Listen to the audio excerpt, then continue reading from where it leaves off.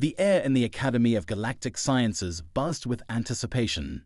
It was the first day of interplanetary history class, and Sil, a young student from the Drazic species, found himself nervously tapping his claws on the smooth desk. Today's topic was one that had stirred rumors throughout the Academy for months: humanity.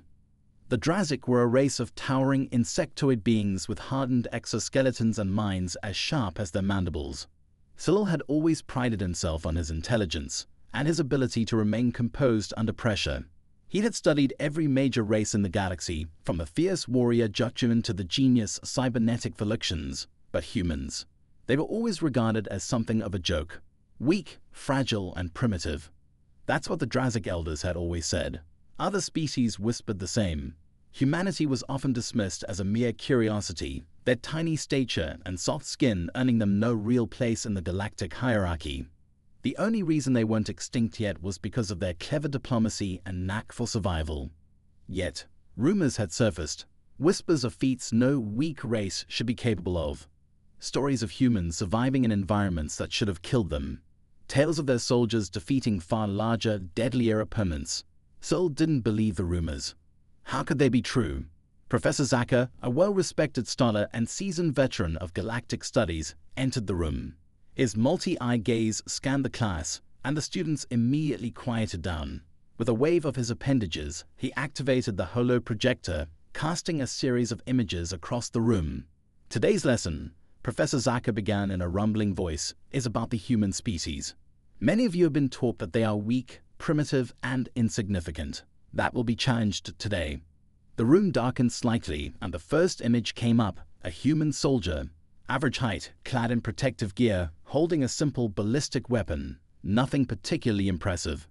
This, Zaka continued, is a human from their military. They rely on archaic projectile weapons and possess no natural defenses like the armored exoskeletons of the Drazic or the bioshields of the Veluxians. Physically, they are inferior to nearly every galactic species. Sil smirked.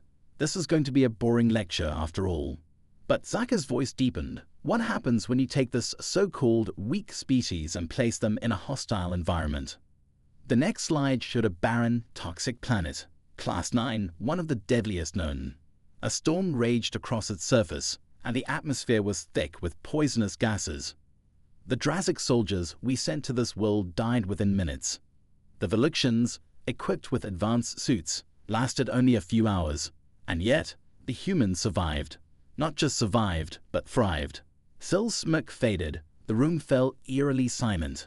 They adapted, Zaka continued, the images shifting to show humans in makeshift shelters, crafting tools and finding ways to breathe and eat on the deadly planet. Humans possess something we underestimated: an uncanny ability to survive and adapt to any situation, no matter how dire. Phil shifted uncomfortably in his seat, his claws clacking nervously against the desk. Adaptation? That's not strength, it's luck. He tried to rationalize. The holo shifted again, this time showing footage of a battle. A group of human soldiers, outnumbered and outgunned, faced off against a mercenary army of Kator, the galaxy's most feared warriors. The Kator towered over them, with razor-sharp claws and advanced energy weapons. By all accounts, the humans should have been annihilated.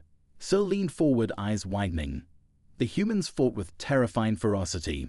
They moved with precision, using their smaller size to their advantage, ducking between the Kator's lumbering strikes, and using their crude projectile weapons to deadly effect. The battle raged on, but in the end, it wasn't the Kator standing, it was the humans. How? Sil whispered under his breath, his chest tightening with unease. Humans, Zaka explained, have a unique psychological edge.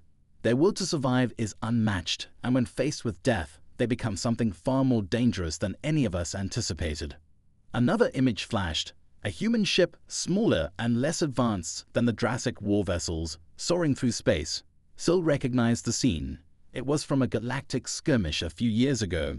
The humans, outnumbered and outteched, had been expected to lose in mere hours.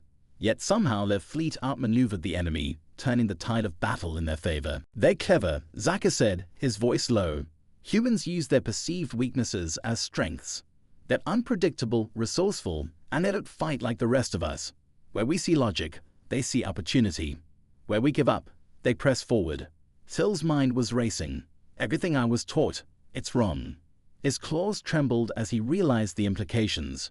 Humanity wasn't weak. They were terrifying. Not because of their size or their weapons, but because of their sheer determination and cunning.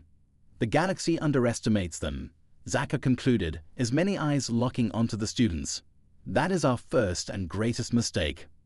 The room fell deathly silent as the projector clicked off, leaving the students alone with their thoughts. Sol sat frozen in his seat, a deep pit forming in his stomach. Everything he had believed about humans had been shattered in one lesson. His species had taught him that humans were insignificant. Yet here they were, proving themselves to be one of the most dangerous forces in the galaxy. As the class ended and students began filing out, Sol remained seated, staring blankly at his desk. He had never felt fear like this before. They taught us humans were weak. As the room emptied, Sol's mind spun with the weight of what he just learned. He had always taken pride in the might of his species, the assurance that the Drazic would reign supreme in any conflict. But now a small, fragile species, the ones everyone had mocked, stood as a terrifying anomaly.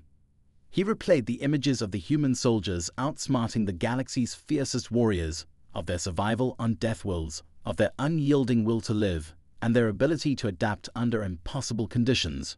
A cold shiver crawled down Sol's spine. For so long, the galaxy had dismissed them, ridiculed them. What if they're preparing for more?